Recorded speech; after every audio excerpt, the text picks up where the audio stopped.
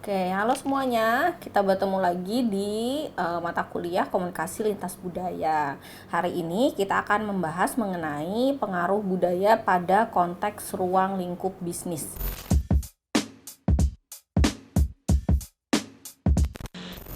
Nah, pengaruh budaya pada konteks ruang lingkup bisnis ini sebenarnya kita bagi menjadi 3 bagian. Jadi, ada pengaruh budaya pada konteks ruang lingkup bisnis. Kemudian nanti kita akan bahas juga di pertemuan selanjutnya mengenai pengaruh budaya pada konteks ruang lingkup pendidikan. Dan yang terakhir itu adalah pengaruh budaya pada konteks ruang lingkup kesehatan. Jadi ternyata ya pengaruh budaya pada ruang lingkup di kehidupan masyarakat itu ada banyak loh konteksnya gitu ya. Yang pertama kita akan bahas dulu yang berkaitan dengan bisnis gitu ya. Jadi dalam bisnis sebenarnya kalau kita perhatikan ternyata ada konteks-konteks budaya yang bersinggungan di dalamnya. Jadi ternyata ya konteks ini bisa membantu kita untuk untuk menetapkan peraturan dalam berkomunikasi. Karena tadi tuh ya konteks komunikasi itu kan dipengaruhi oleh banyak hal ya, dipengaruhi oleh budaya, oleh sosial, oleh fisik gitu ya. Kemudian peraturan komunikasi dari setiap budaya itu berbeda-beda ya. Jadi kita akan lihat dulu sebenarnya kalau dalam terkait dengan konteks ya, itu ada beberapa hal yang bisa kita perhatikan. Yang pertama adalah ada yang disebut dengan konteks formal dan konteks tidak formal gitu ya. Jadi ada konteks yang sangat menjunjung tinggi keformalan gitu ya. Jadi semuanya tuh harus selalu formal gitu ya. Formal tuh biasanya kan lebih tertata rapi gitu ya, kemudian mengikuti protokol gitu ya. Ada yang nggak formal gitu, tidak formalan gitu, yang lebih santai gitu ya, yang tidak terlalu harus terikat dengan peraturan misalnya. Yang kedua adalah ada tentang berkaitan dengan hubungan interpersonal. Jadi ada yang hubungan interpersonal tingkatnya tinggi, ada yang biasa aja gitu ya. Nah biasanya ini juga berpengaruh gitu terkait dengan konteks. Dan yang ketiga adalah berkaitan dengan hubungan status gitu ya. Di hubungan status ini ada egalitarian dan ada hierarkis. Ya, kita akan bahas satu persatu. Misalnya yang pertama dari keformalan dan ketidakformalan. Nah, kalau dalam berbisnis ada beberapa budaya yang kemudian sangat menekankan pada keformalan. Artinya kalau kita mau bisnis itu benar-benar harus dipersiapkan gitu ya, dari mulai pakaiannya, bahasanya gitu ya. Pakaiannya juga harus yang rapi, yang formal, misalnya pakai jas, pakai batik, misalnya kalau Indonesia ya, pakai kemeja gitu ya. Kemudian bahasanya diatur pakai bahasa yang formal juga, misalnya bukan bahasa yang santai gitu ya, pakai misalnya pembuka dulu gitu ya, pakai kata pengantar dulu gitu ya.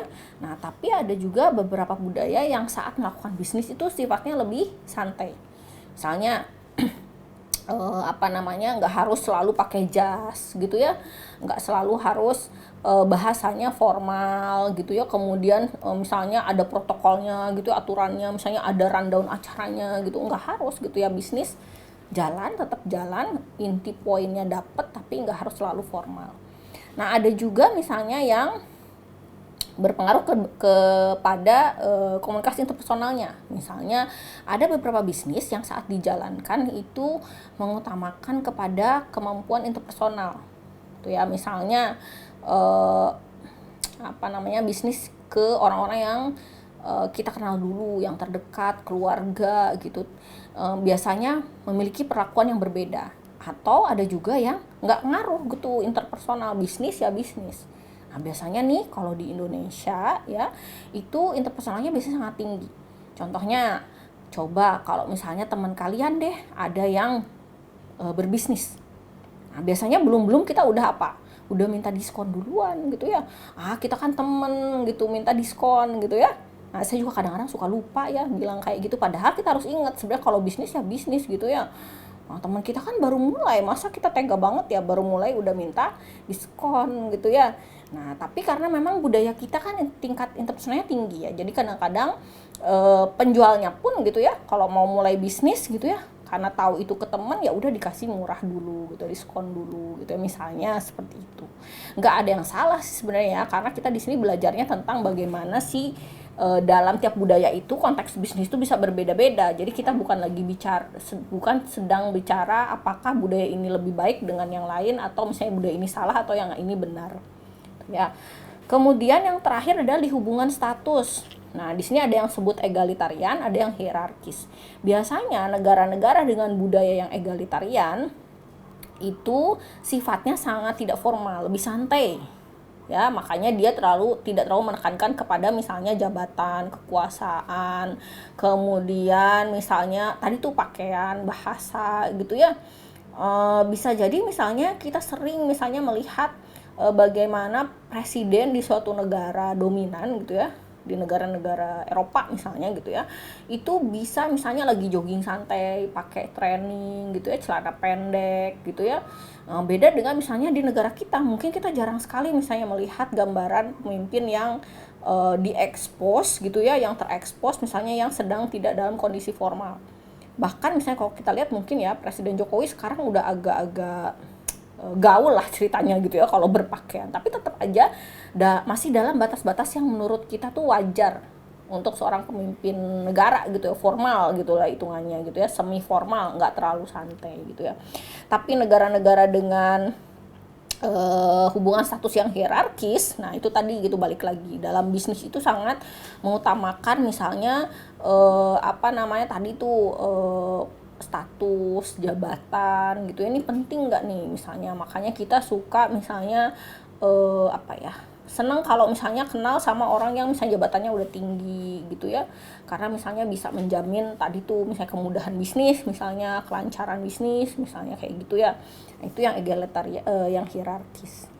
Nah kemudian dalam konteks bisnis ini sebenarnya kan ruang lingkupnya ada yang sifatnya internasional, ada yang sifatnya domestik ya. Tapi ini kita bahas, tidak akan terlalu banyak kita bahas gitu ya, karena di selanjutnya kita akan lihat bagaimana konteks bisnis yang multikultural. Tuh ya, jadi kita memandangnya gimana sih kalau kita melakukan bisnis dengan orang dari latar belakang budaya yang berbeda. Emang ada masalah? Ya ada gitu ya, kalau kita nggak paham budayanya gitu ya, itu bisa bahaya loh sebenarnya gitu ya. Bisa jadi misalnya kesepakatan bisnisnya bisa nggak jadi gitu, cuman gara-gara tadi tuh kita kurang memahami budaya orang yang akan kita ajak bisnis. Misalnya orang Jepang gitu ya, menunjukkan rasa hormat misalnya dengan membungkukkan badan. Dia mau bisnis sama orang Amerika misalnya yang menunjukkan misalnya rasa hormat dengan jabat tangan. Kalau misalnya dua budaya itu nggak mau ada ngalah gitu ya, nggak akan ketemu ya, tuh yang satu ngasih tangan gitu mau jabat tangan, yang satu bungkukin badan. Jadi harus hati-hati sekali gitu, karena tadi itu ya cara menyapa aja gitu dalam bisnis itu bisa sangat berpengaruh kalau misalnya kita tidak mau berusaha untuk memahami budaya orang lain. Misalnya kalau di Arab ya kan, kalau ketemu kan cium pipi kanan, cium pipi kiri gitu. Laki-laki juga kayak begitu gitu ya, laki-laki sama laki-laki gitu ya. Kemudian misalnya kalau orang Arab misalnya, laki-laki Arab misalnya mau bisnis dengan wanita Amerika misalnya, kemudian misalnya wanita Amerikanya cuma pernah lihat, oh orang Arab tuh kalau ketemu suka cium pipi kanan, pipi kiri gitu ya, kemudian dia menerapkan itu gitu dalam cara menyapa, bisa bubar gitu ya. Kenapa? Karena kalau di Arab itu biasanya cuman hanya antar sesama gender, laki-laki sama laki-laki atau perempuan sama perempuan gitu ya. Kemudian dalam pemberian hadiah, nah ini harus hati-hati sekali gitu, karena ada beberapa yang menganggapnya sebagai sogokan ya, tapi ada yang menganggapnya memang sebagai tanda ketulusan ya. Jadi harus kita lihat konteksnya nih. Di Jepang itu sebenarnya hal yang biasa, di Indonesia juga hal yang biasa gitu ya, untuk memberikan souvenir misalnya atau oleh-oleh gitu ya saat kita berbisnis gitu ya, memulai bisnis. Tapi kalau di budaya Amerika itu bisa dianggap sebagai sebuah tindakan menyogok gitu ya. Jadi beda, hati-hati sekali gitu ya. Nah sebenarnya ada banyak hal lagi ya, misalnya dari penampilan ya, dari topik percakapan yang tabu, ada beberapa yang kemudian nggak boleh kita bahas. Misalnya belum kita misalnya udah membahas nanti seperti apa komisinya misalnya buat saya. Nah, ada di beberapa negara yang kayak misalnya kok seperti itu ditanyakan gitu ya, itu yang topiknya tabu gitu ya. Nah, di gaya kepemimpinan itu juga akan sangat berbeda dari tiap negara. Di Amerika, di Jepang, di Korea, di Meksiko, di Cina, di Indonesia gitu ya, akan sangat berbeda-beda. Di Amerika biasanya tadi tuh karena dia sangat egaliter gitu ya, kemudian tidak formal gitu ya, sehingga biasanya mereka lebih santai, nggak perlu pakai panggilan resmi misalnya ke pimpinan gitu ya.